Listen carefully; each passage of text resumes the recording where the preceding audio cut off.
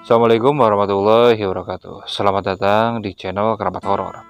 Kali ini saya akan membagikan suatu kisah yang pernah dialami oleh salah seorang subscriber kami.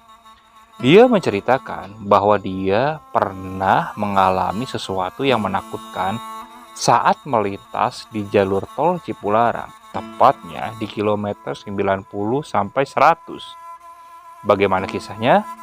Simak terus videonya sampai selesai dan jangan lupa, sebelum mulai ke ceritanya, alangkah baiknya kalian santaikan dulu saja diri kalian supaya kalian bisa menikmati cerita yang dibawakan oleh channel Keramat Horor ini. Kalau sudah, kita mulai ke ceritanya.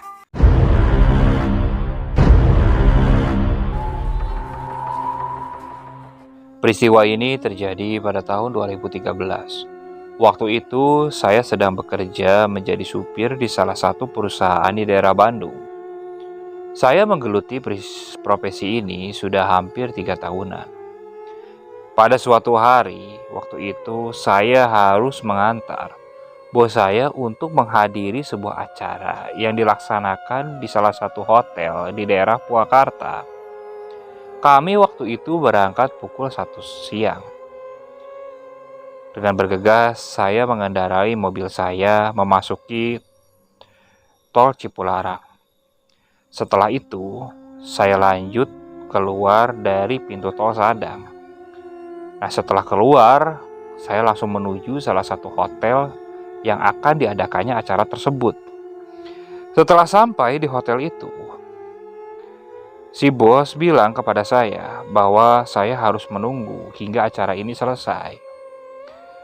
Dan bos memberitahu bahwa kira-kira acara ini selesai pukul 8 malam. Kulihat waktu itu jam di tangan menunjukkan pukul setengah 3. Karena harus menunggu dengan jangka waktu yang cukup lama, itu terasa membosankan.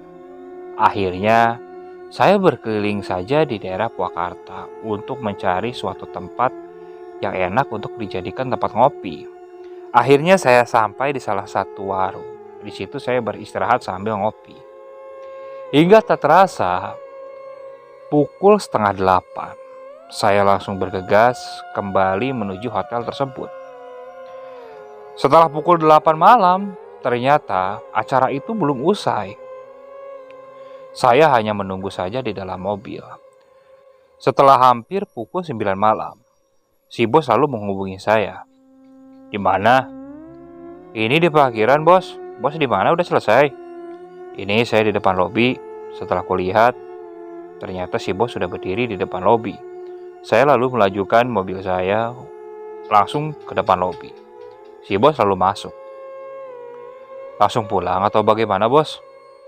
Mampir dululah ke rumah makan. Saya lapar.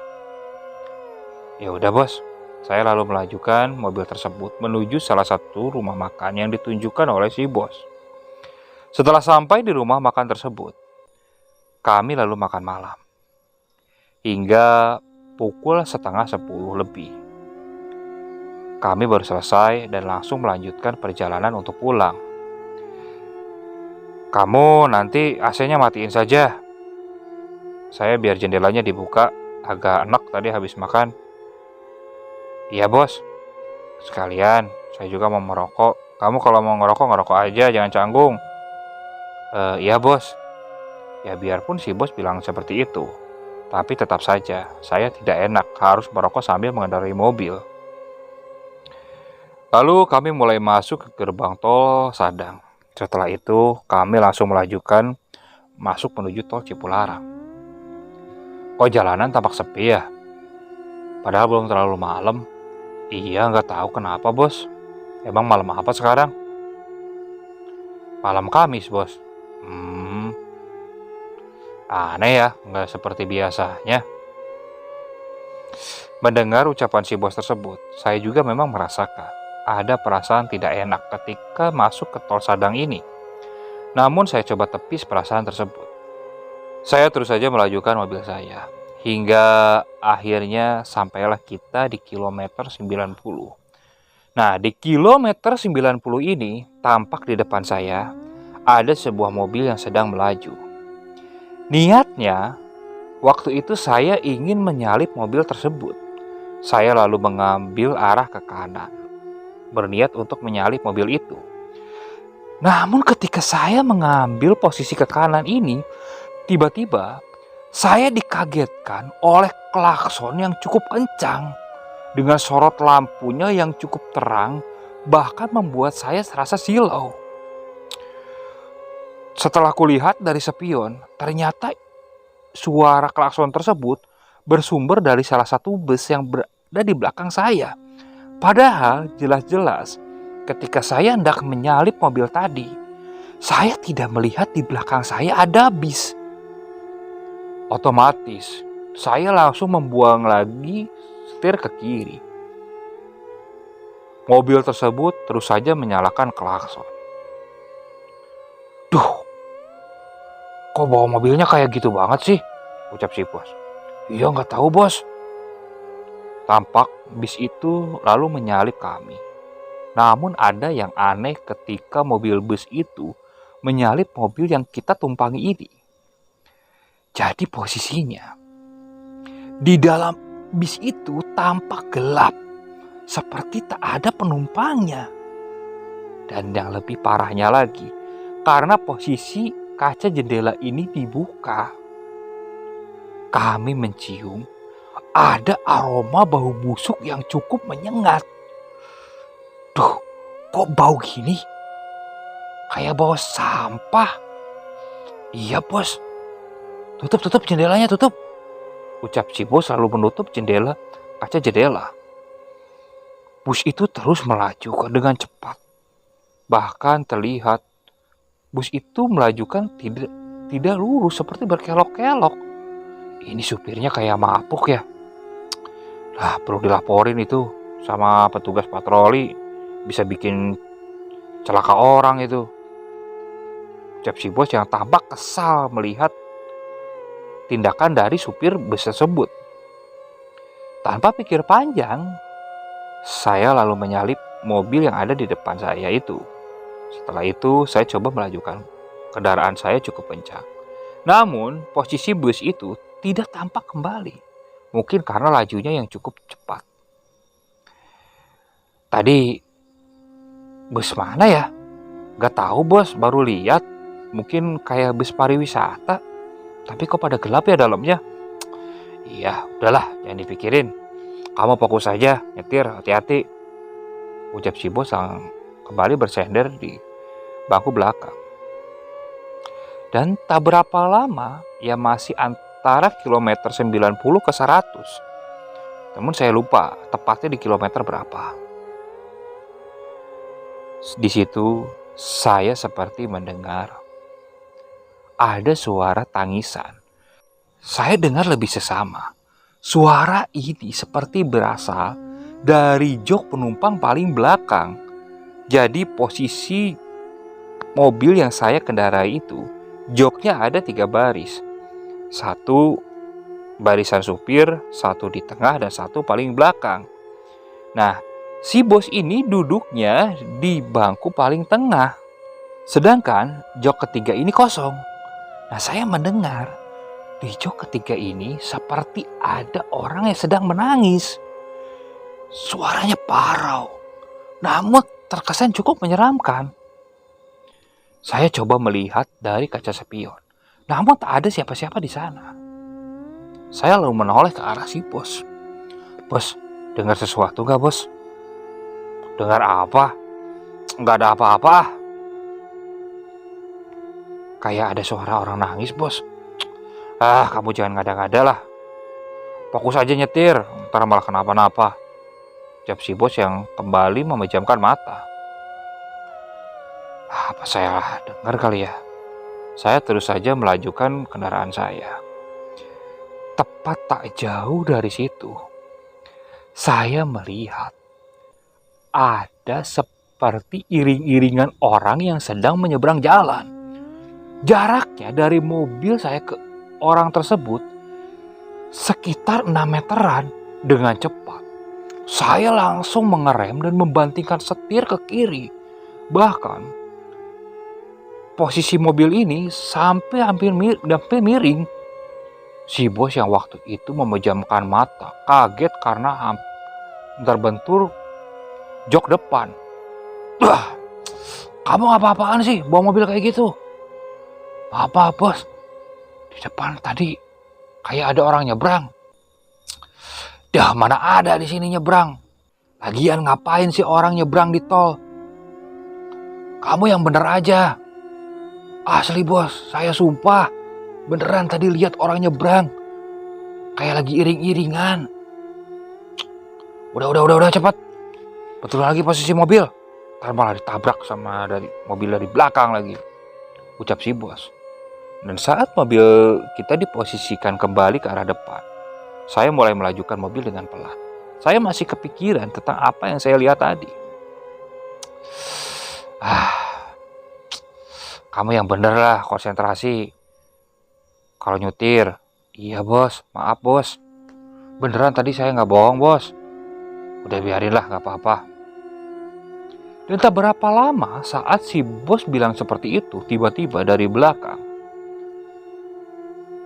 kami melihat ada sebuah truk.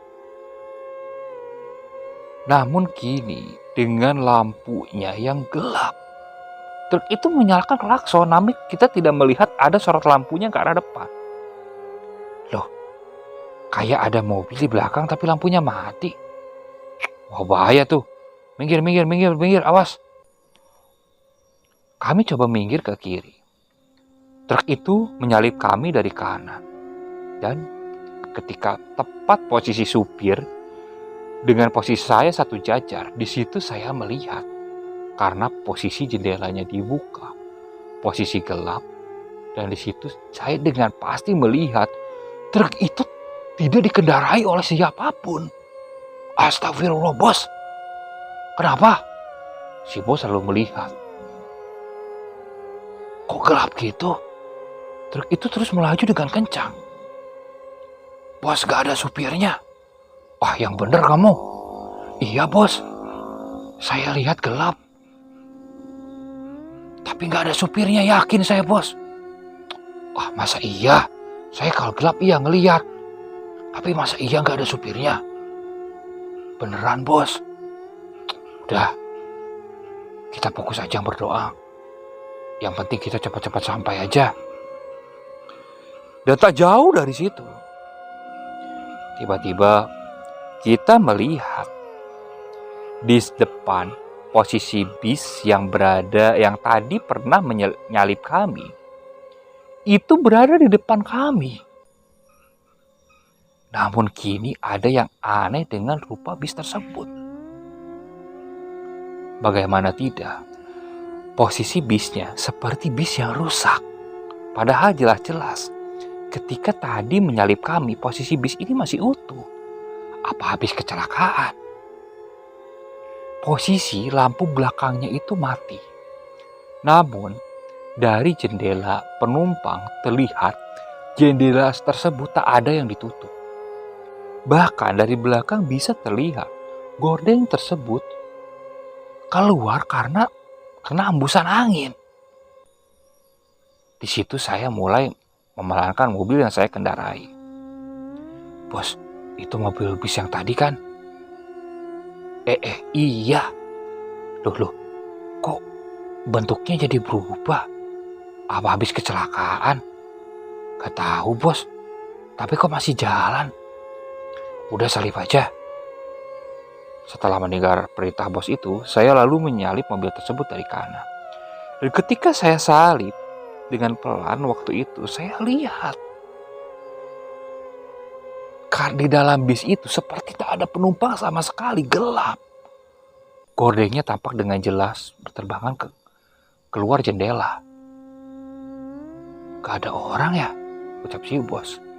Dan ketika kita melewati posisi supir, di situ yang lebih anehnya, bagaimana tidak, ternyata bis tersebut tidak dikendarai oleh siapapun. Di situ si bos sendiri melihat. Astagfirullah, Cepat, ngebut, ucap si bos yang refleks menyuruh saya. Saya langsung kontan menginjak pedal gas saya sekencang mungkin. Akhirnya saya lalu menyalip mobil bis tersebut. Dan ketika saya menengok kembali di kaca spion, alangkah terkejutnya padahal jarak saya setelah menyalip itu mungkin sekitar 100 sampai 150 meteran. Namun si bis itu sudah hilang entah kemana. Bos, bisnya hilang. Astagfirullah, udah. Cepat aja, kita lajuin kendaraannya, ucap si bos yang langsung pindah posisi duduk di bangku di samping saya. Agak gak enak bener lewat jalan ini sekarang, ucap si bos kepada saya. Dan tak berapa lama ketika si bos pindah duduk di bangku depan itu, di belakang kembali terdengar ada suara tangisan. Dan kini terdengar jelas oleh si bos juga. Suara itu seperti suara tadi yang saya dengar.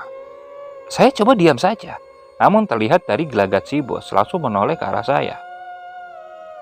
Kamu dengar sesuatu? Saya hanya mengangguk. Si bos selalu terdiam dan tak mau melihat ke belakang. Suara tersebut terus saja terdengar, bahkan terdengar cukup mengerikan, seperti suara tangis seseorang yang meminta tolong.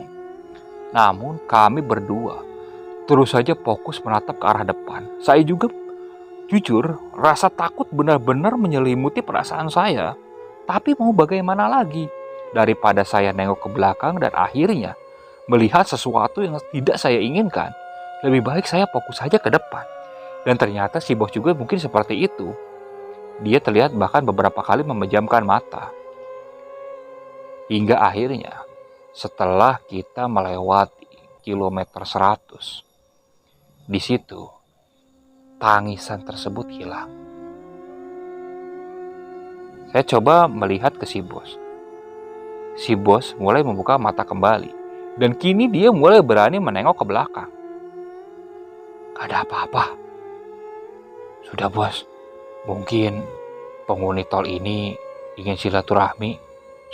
Ada aja kamu. Udah aja, cepat-cepat aja lah, langsung pulang .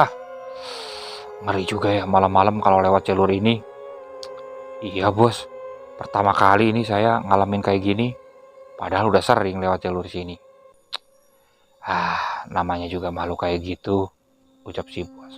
Dan akhirnya setelah menempuh perjalanan cukup panjang, kita memasuki kota Bandung. Setelah itu, saya langsung mengantarkan si bos untuk pulang ke rumahnya. Dan setelah pulang, saya langsung mengembalikan mobil ke kantor dan berniat untuk langsung pulang juga. Oke, sekian untuk cerita kali ini. Saya mohon maaf apabila masih pembawaannya kurang enak didengar. Kritik dan sarannya silakan kalian bisa cantumkan di kolom komentar. Terima kasih juga kepada narasumber yang sudah membagikan kisahnya. Tetap support channel kami dan jangan lupa bagi penonton yang belum subscribe silakan klik tombol subscribe-nya, oke? Assalamualaikum warahmatullahi wabarakatuh.